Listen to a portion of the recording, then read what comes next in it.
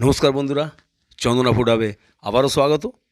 তো যাই হোক, আজকের বাজার থেকে একটি 2 কেজি ওজনের রুই মাছ নিয়ে এলাম। কাটার লোক ছিল না, তাই বাড়িতে এসে বউকে বললাম যে কাটো দেখি, কেটে ভালো করে রান্না করো। ও বাবা, এসে দেখি উল্টে পাল্টে দেখছে, কখনো বা ওই আঙুলে করে আঁশ তুলছে। তা আমার তো খেয়াল ছিল না, এরা তো গ্রামের মানুষ, চুনো পুঁটি কেটে অভ্যাস। তো যাই হোক, অবশেষে মাছটি ধরেছে বটে, কিন্তু ধরে কি করবে আমিও বুঝতে পারছি না।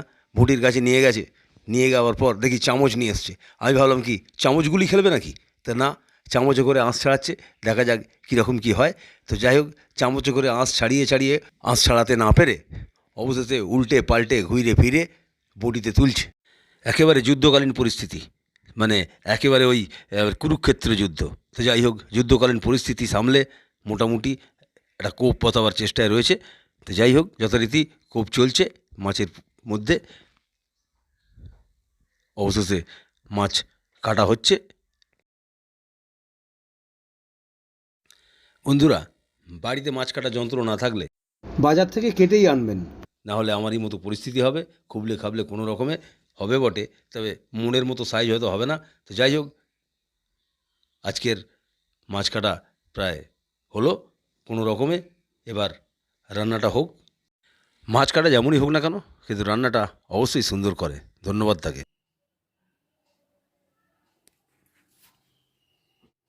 নমস্কার বন্ধুরা, চন্দনা ফুড হাবে সবাইকে আরও একবার স্বাগত জানাই।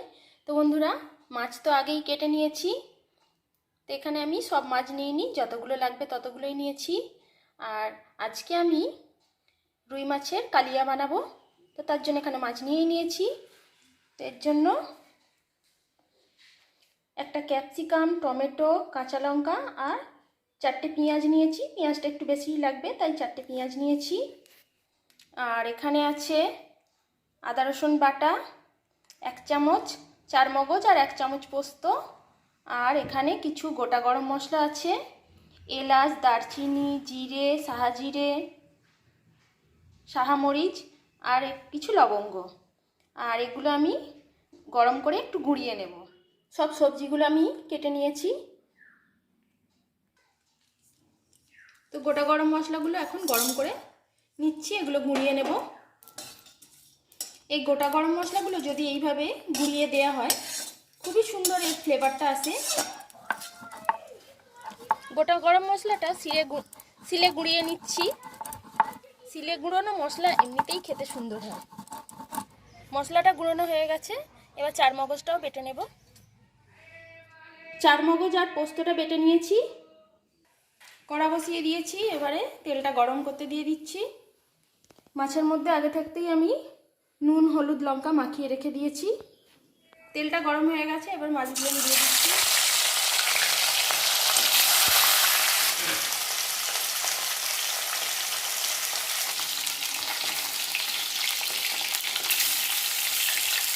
মাছগুলো এখন আমি একটু উল্টে পাল্টে দিচ্ছি।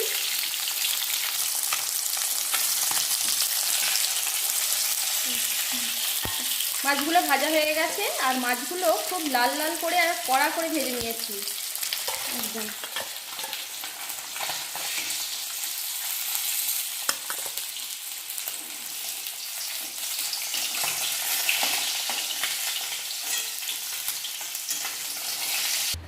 ওই তেলের মধ্যে কয়েকটা কাঁচা লঙ্কা দিয়ে দিচ্ছি। এবারে পেঁয়াজগুলো দিয়ে দিচ্ছি।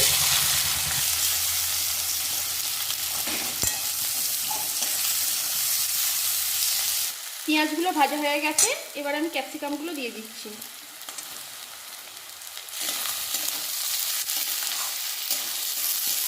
মাছের ঝালের মধ্যে যদি ক্যাপসিকাম দেওয়া হয়, তাহলে মাছের ঝালটা কিন্তু আরও সুন্দর খেতে লাগে। ক্যাপসিকামের যে একটা সুন্দর ফ্লেভার আছে, সেটার জন্য যে কোনো রান্নাকে আরও সুন্দর করে দেয়। এবার আমি আদা রসুনের পেস্টটা দিয়ে দেবো। প্রথমে আমি টমেটো দেবো না, কারণ আদা রসুনটা ভালো করে আগে ভেজে নিতে হবে, তবেই টমেটোটা দেবো। নাহলে টমেটোটা দিলে টমেটোর ভিতরে যে একটা জল জল ভাব থাকে, তাহলে আদা রসুন বাটাটা কিন্তু আর ভালোভাবে ভাজবে না। আদা রসুনটা ভালোভাবে ভেজে নিয়েছি, এবার টমেটোগুলো দিয়ে দিচ্ছি।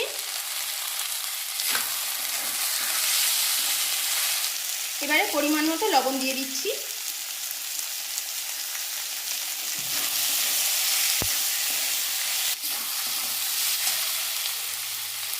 1 চামচ লঙ্কা গুঁড়ো দিয়ে দিচ্ছি। ঝালটা অবশ্যই আপনারা যে যেরকম খান সেরকমই দেবেন। 1 চামচ হলুদ গুঁড়ো দিয়ে দিচ্ছি।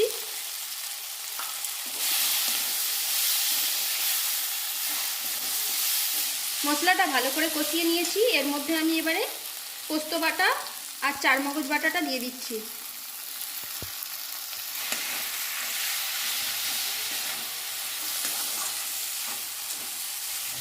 সব কিছু ভালো করে কষানো হয়ে গেছে।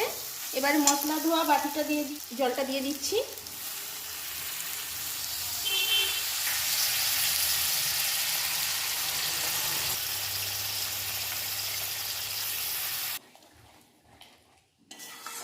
এই মাছের ঝালটা যে কোনো বড় রেস্টুরেন্ট বা অনুষ্ঠান বাড়িকে হার মানিয়ে দেবে। গ্রেভিটা ফুটে গেছে। আমি একটু 1 চামচ টমেটো কেচাপ দিয়ে দিচ্ছি। এতে স্বাদটা আরও সুন্দর হয় খেতে। এবারে মাছগুলো দিয়ে দিচ্ছি।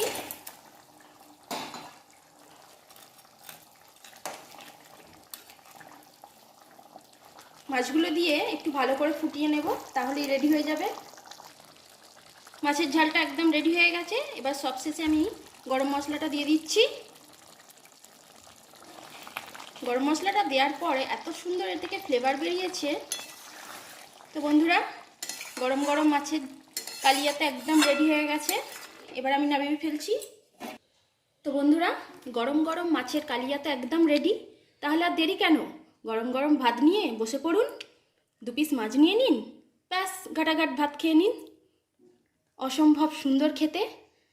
এরকম যদি একবার করে খান তো আপনাদের বারবার করে খেতে ইচ্ছা করবে। তো বন্ধুরা, আজকের রেসিপিটা যদি ভালো লাগে তাহলে প্লিজ আমার চ্যানেলটিকে লাইক শেয়ার করে আমার পাশে অবশ্যই থাকবেন। আর প্লিজ একটা লাইক অবশ্যই দেবেন। ভালো লাগুক বা না লাগুক কমেন্ট করে জানাবেন। সবাই সুস্থ থাকুন, ভালো থাকুন। ধন্যবাদ বন্ধুরা।